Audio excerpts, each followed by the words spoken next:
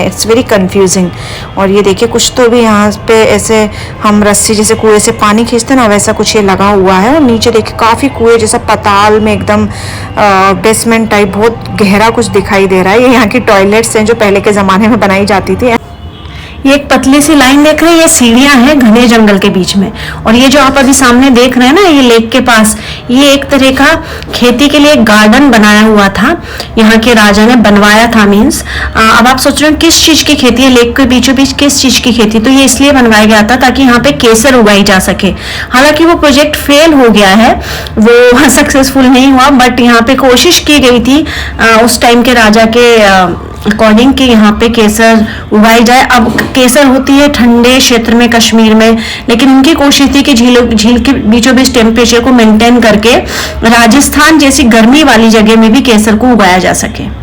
ये देखिए, और ये सारे एरियाज ये देखिए, ये जो अभी आप बाउंड्री देख रहे हैं ना, ये इस किले की नहीं है, दूसरे किले की। यहाँ पे एक और किला है, उस किले की बाउंड्री दिख रही है। यहाँ पे एक्चुअली सही कई सारे किले हैं, तो ये दूसरे किले की बाउंड्री आपको दिख रही है यहाँ से, इस किले में से। बाकी आप देखते जाइए, मैं आपको दिखा रही हूँ। ये देखिए, पूरा मैं आपको मूव करके दिखा रही हूँ। यहाँ पे नीचे एक बैठा हुआ है जो कि बहुत ही अच्छी ढोलकी बजा रहा है। आप इसकी ढोलकी को सुनिए।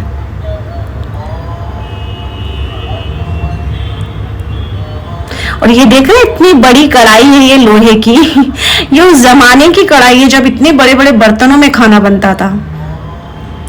ये देखिए, एक्चुअली वीडियो में क्या है ना कि उतनी चीजें एक्चुअली समझ में नहीं आएगी। जब आप यहाँ आके फील करेंगे ना कि इतनी भीषण गर्मी वाली जगह में ये किला होने के बावजूद भी यहाँ कितनी ठंडक है, यहाँ कितनी हवा आती है ठंडी ठंडी इन झरोकों में से, तो आपको लगेगा कि हाँ वाह, क्या सोच के बनाया था। ये देखिए यहाँ की नक्काशी, खूबसूरत सी नक्काशी, कितनी सुंदर है। बारीकी से आप देखते हैं झरोके, ये जो जालीदार झरोके बने हैं संगमरमर के पत्थर से बनाए गए हैं, और इनमें से बहुत ही ठंडी हवा आती है गर्मी के मौसम। ये देखिए, आप कपड़ा हिल रहा है, गर्मी के मौसम में भी ठंडी हवा आती है।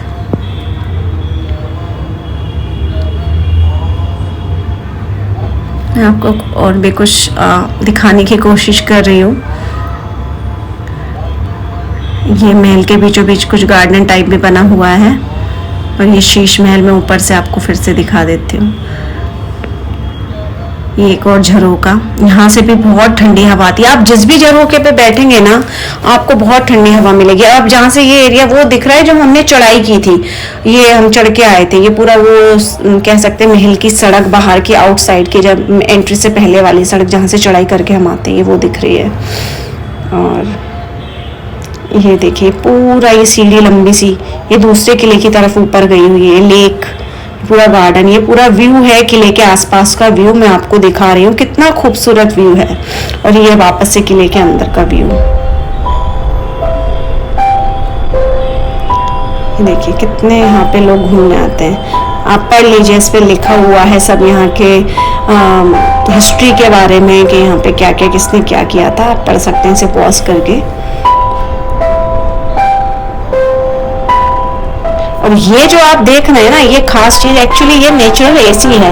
यहाँ पे एक झरना बहता था, अभी ये बंद है। एक झरना टाइप बह के, और इस नाली के, इस कांच के नीचे एक नाली टाइप बनी है, उसके अंदर पानी जाता था, और वो झरने से टकरा के जब हवा आती थी तो वो एसी वाला फील देती। तो राजा रानी यहाँ पे बैठक किया करते थे इस एसी के पास, ताकि यहाँ से हवा टकरा के बिल्कुल एसी वाला फील देती थी। फिलहाल में बंद है। और एक ये दरवाजा देख रहे हैं, बहुत ही खूबसूरत दरवाजा हुआ करता था। हालांकि अभी इसकी हालत बहुत अच्छी नहीं है, ये टूट चुका है, लेकिन फिर भी उसे फ्रेम करके रखा हुआ है। इस पे बहुत प्यारी कांच की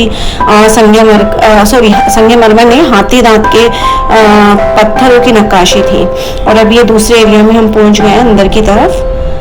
और ये यहाँ का महल से बाहर निकलने के बाद जब हम बाहर निकल रहे थे, उस बीच में हमें ये यहाँ का शॉपिंग एरिया, यहाँ के जो मारवाड़ के जयपुरी स्टाइल, राजस्थानी स्टाइल के जो क्लोथ्स हैं, क्लोथिंग है, ये आपको यहाँ देखने को मिलेगी। तो आप यहाँ से शॉपिंग भी कर सकते हैं। कैफेट एरिया है, यहाँ पे आप कुछ खा पी सकते हैं।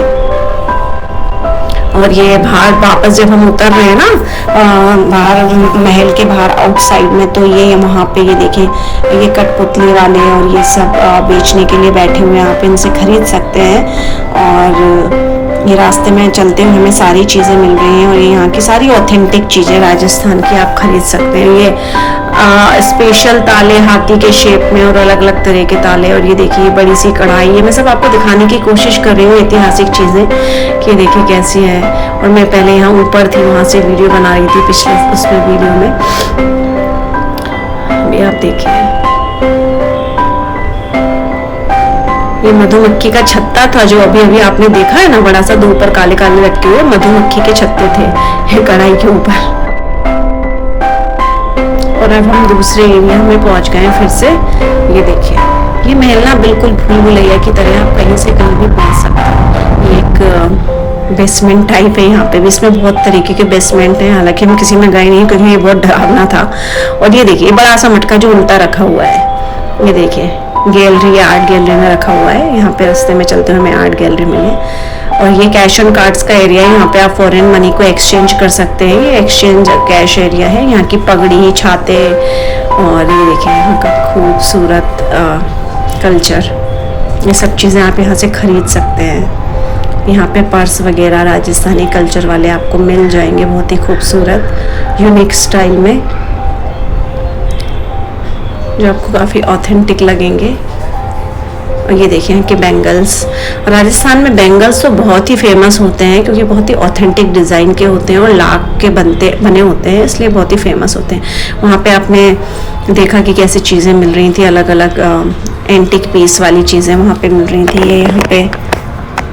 ये यहाँ पे कुछ एंटिक पीसेस मिलते हैं जो आपको शायद बहुत ही रेयर जगह पे मिले। और ये यहाँ की कुछ एंटिक चीज़ें हैं ऐतिहासिक, जैसे तोप, और ये एक बक्सा टाइप था, वो रेलगाड़ी जैसे डब्बा, उसमें युद्ध का सामान रख के ले जाया जाता था। और अभी हम वापस ये ग्राउंड में आ गए हैं जहाँ से हम पहले चढ़े थे, और ये वहाँ भी तोप रखी हुई थी जैसा आपने देखा। और यहाँ पे ये बहुत ही सुंदर म्यूजिक बजा रहे थे, हालांकि मैंने बहुत अच्छे से रिकॉर्ड किया था बट इनका म्यूजिक रिकॉर्ड नहीं हुआ, आवाज़ प्रॉपर आई नहीं, वरना मैं आपको ज़रूर सुनाती।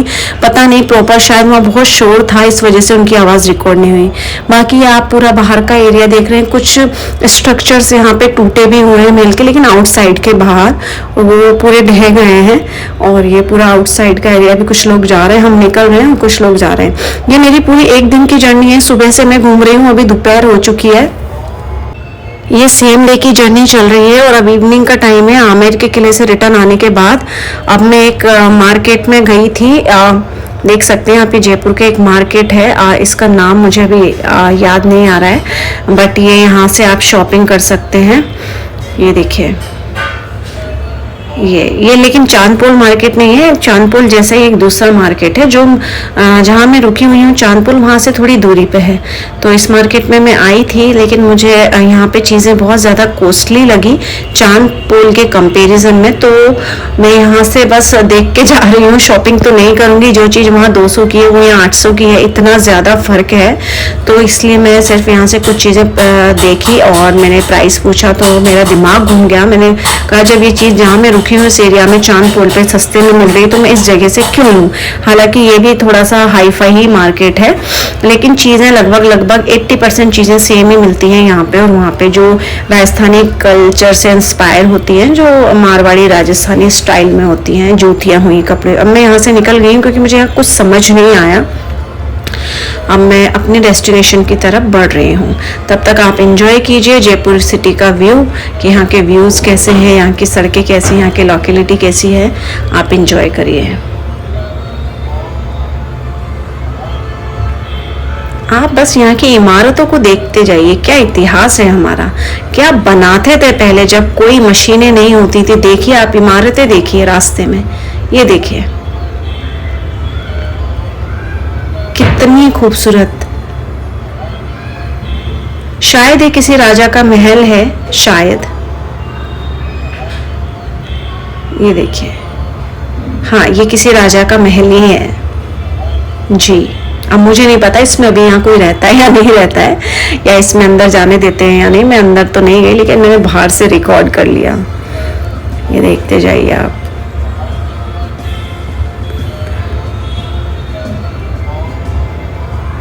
जयपुर सिटी।